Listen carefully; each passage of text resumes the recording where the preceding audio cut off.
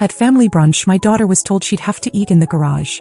There's no space at the table, my brother said, but I saw 4 empty seats reserved for his friends. I took my daughter's hand and we left. After 17 hours, I cut them off from the joint account and then, it was just really ugly. The kind of ugly that makes you feel embarrassed for people you're supposed to be related to. I still don't know if it was more humiliating for me or for Lucy. All I know is I've never looked at my family the same way since. Brunch was at my brother's house like it had been the past few years. He makes a big show of it. Perfect table settings, imported flowers, champagne flutes lined up like soldiers. It's not about family, it's about showing off. But I still went. I brought Lucy and she was so excited. She made these little hand-painted eggs for everyone, tucked neatly into a basket. She even rehearsed what she was going to say when she gave them out. We got there early.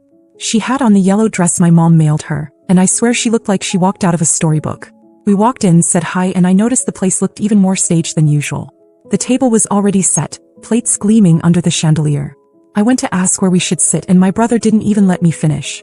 He said there wasn't room at the table, that we could eat in the garage. I thought he was joking, but he didn't crack a smile.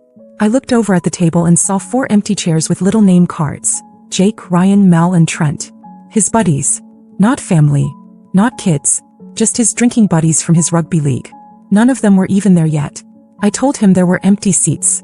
He shrugged and walked off like it was out of his hands. So I took Lucy to the garage. There was a folding table next to the recycling bins and 2 metal chairs. No napkins, no cups, no silverware. Just a stack of paper plates and a serving tray with cold quiche. Lucy asked if we'd done something wrong. She's 8. She doesn't ask questions like that unless she feels something's deeply off. I didn't say anything. I just picked up her basket, took her hand, and we walked straight back out. No scene. No goodbyes. We got in the car and she cried the whole way home. I didn't say a word. 17 hours later, I opened our joint account, the one tied to the family trust. I moved my half into a private fund, changed the access permissions, and locked him out of every shared asset we had. I didn't tell anyone. I didn't need to. He texted me that night. Said he didn't know what came over him. That the seats had just been for the guys and it was all a misunderstanding. Said we should talk. But I was already making a list of everything else I was going to take back. Once something cracks like that, it doesn't go back to the way it was. You start seeing all the other fractures that had always been there. Things you ignored. Things you made excuses for. But once you let yourself really look, it's all you can see. I didn't stop at the joint account. That was just step 1. The next morning, while Lucy was still sleeping, I made coffee, sat at the dining table, and started listing everything I shared with my brother, financial, legal, or otherwise. I had forgotten how much there was. The rental property we bought together 10 years ago. The brokerage accounts our father set up for us. The tax shelters. The lake house in Vermont. Even the landscaping business he technically ran, but I quietly funded when it almost collapsed during COVID. I sent emails. Made phone calls. Asked for meetings. All of it under the radar.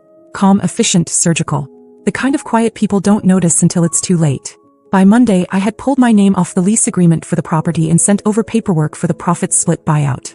Our lawyer, Jeremy, looked confused but professional. He said he'd loop my brother in soon. I told him to wait until the check cleared. I wanted clean lines and 0 loopholes. By Tuesday, the financial advisor we both used was on a video call with me, looking visibly uncomfortable. He asked if I wanted to schedule a joint meeting to talk things through. I said no.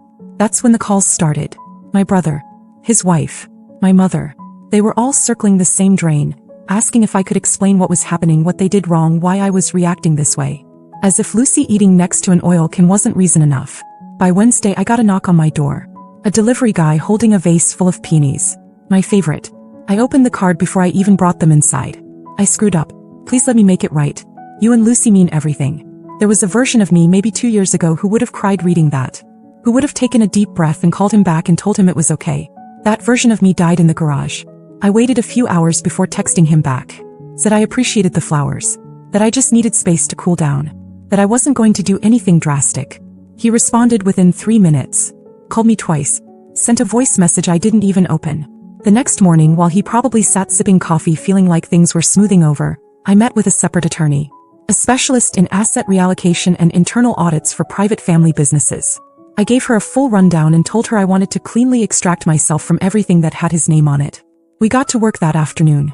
I let him think he was getting somewhere. I told him I was thinking things over. He sent a thumbs up emoji and said he was really glad we were on the same page. He had no idea what page I was actually on. And by the time he figured it out, it would already be signed, sealed, and delivered. By the following week, things had quieted down. At least on the surface. My brother stopped calling. The text slowed to a trickle. I knew what that meant. He thought the storm had passed, that I'd gotten it out of my system and would be back to playing the dutiful sister who always kept the business running behind the scenes. He had no idea I'd already signed the withdrawal papers for the Vermont house. The trust my dad left for both of us, one of the only things that actually mattered long-term, was being restructured, and I was pushing through an audit to prove he'd been skimming more than he reported. Nothing illegal. Just lazy. Dialed. Like brunch chairs were more valuable than blood. I got an email from his assistant on Thursday asking if I could still make our quarterly meeting for the landscaping business. Said he'd penciled it in at the usual cafe. That's when it hit me, he really believed nothing had changed. Or maybe he was testing me. I showed up just to see how far he'd go with it. He was already sitting there when I arrived, 2 coffees on the table. He smiled like none of it had happened. Told me I looked tired. Said he missed Lucy and asked how she was doing, if she was still painting her little eggs. I just nodded. Then he launched into numbers. Revenue forecasts. Spring promotions. I listened. I didn't interrupt. I let him talk himself into a false sense of security. He thought I was being quiet because I was forgiving. I was being quiet because I wanted him to keep going. Toward the end, he leaned in and said he was glad we talked. That he'd been thinking a lot about family lately. That he wanted things to go back to normal. I told him that sounded nice. I even smiled. He paid the check and walked me to my car. Said we should have a cookout soon, just us and the kids. That night, I forwarded the full audit report to our lawyer. I flagged 3 sections for concern: unreported cash transactions, irregular payroll entries, and a pattern of using the business card for what looked like personal dinners. 2 days later, I canceled the landscaping company's automatic payments from the business credit account I controlled. The ones that paid for fertilizer, mower maintenance, and payroll. The ones he assumed would just keep running. He called that same afternoon. Voicemail. Hey Jess, I think something's up with the account. We're showing some flags on the vendor portal. Can you check when you get a sec? That was the echo I'd been waiting for. Confusion. The first ripple of panic. I never called back. I just opened the spreadsheet labeled final separation and ticked off one more box. He still didn't know he was on borrowed time. By Monday, the silence started to stretch. He must have noticed the vendors weren't being paid, but maybe he assumed it was just a glitch. I didn't care what he assumed. I was working on something bigger, something I hadn't told anyone about. 3 years ago, my brother begged me to co-sign a line of credit so he could buy a second commercial mower and a company truck. He didn't qualify on his own. I agreed because back then I still believed in him. That loan was tied to my name, my credit, and my reputation. But what he didn't know was that I had recently refinanced it. Quietly, legally, fully. It was now in his name alone. And he was behind on payments. The bank sent a letter addressed to both of us, but by the time he opened his, I'd already spoken to the collections department and clarified everything. He was now the sole guarantor of a loan teetering on default. I made sure the letter didn't come by email. It arrived by courier. Hand-delivered at his office, stamped in red. That same afternoon he showed up at my house. I didn't answer the door. He stood there for over 5 minutes. I watched from the upstairs window as he paced, checked his phone, knocked again. Then he slid something under the door. It was a card. A real one this time, not an apology scribbled on flower shop stationery. It had Lucy's name on it. Inside was a $50 gift card to an art supply store and a note. Tell her I'm sorry. I was an idiot. I just want to fix things. Please. It could have almost worked. Almost. But that evening, Lucy asked me why we hadn't gone back to Uncle Matt's house. I told her the truth in the simplest way I could. Some people think they can treat others badly and then use gifts to cover it up. She didn't say anything for a while. Then she went to her room and painted a little sign. It said, "You don't need a table. You need manners." I didn't show it to him. I kept it on the fridge. The next unexpected piece fell into place a few days later. My cousin Danielle called. She was on the board of a small community foundation that provided grants to local businesses, mostly for eco projects and community landscaping. She said she had just received a panicked email from Matt. He was trying to secure emergency funding because a key investor had suddenly pulled out and payroll was about to bounce. She didn't know that investor was me. She said it seemed out of character. That Matt had been boasting about growth just last month. She asked if I thought he was okay. I told her he was fine. What I didn't tell her was that I'd also submitted a tip to the foundation's ethics board, anonymously, about how he'd been redirecting funds meant for community gardens to upgrade equipment at private residences. I didn't expect them to act on it. But the next morning I got a text from Danielle. "You were right. It's all unraveling." By the time he realized what was happening, it was already too late to stop any of it. The grant committee froze his pending application, citing concerns over inconsistent documentation. That was the official term. The real problem was that I'd included screenshots of invoices and photos of private landscaping jobs with timestamps that matched dates he'd billed the foundation for public beautification. He called my mom in a panic, said someone was out to get him, that he was being sabotaged. She called me 3 times that day, left voicemails saying I needed to let go of whatever grudge I was holding. I didn't answer. She didn't know the half of it. That weekend, Matt's wife showed up at my door. She was holding a gift bag. Inside was a baby blue envelope with a note that said, "We miss you. Let's start over." And then, underneath that, in a different handwriting, a single sentence: "Lucy deserves her family back." I almost laughed. They really thought Lucy was the weakness. She was the reason I'd held my tongue for so long. But now she was the reason I wasn't going to stop. I told her I'd think about it. I thanked her for coming. I even gave her a hug goodbye. She left looking relieved. The next day, I called the insurance company that handled the general liability policy for the landscaping business. Told them I was a former partner who'd like to review any claims filed in the last fiscal year. It took 2 phone calls, but I got the documents. There were 4 small claims for property damage, all settled quickly. Nothing major until I looked closer. 2 of the signatures on those settlements were forged. I recognized the handwriting immediately. I'd seen it on birthday cards my brother wrote when we were kids. He'd been faking sign-offs to avoid hikes in the premium. I packaged it all up.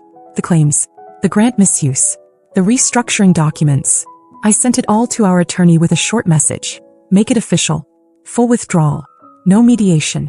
That same evening, Lucy handed me her latest painting. It was a simple scene. A table in a field, every seat full. And in the corner, a figure walking away with a child holding a basket. She said it was us. I asked where we were going. She said somewhere nicer. I didn't reply. I just folded the painting, slipped it into an envelope and mailed it to my brother with no return address. Just one sentence written on the back. There was always room. He just chose not to see it.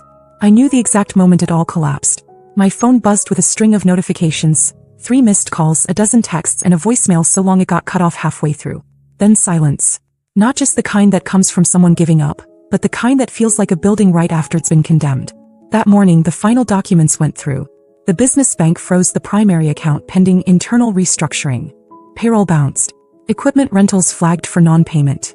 One of the trucks, the new one he got through the loan I refinanced behind his back, got repossessed from the office parking lot in front of 2 clients. He tried to log into our brokerage account. He was locked out.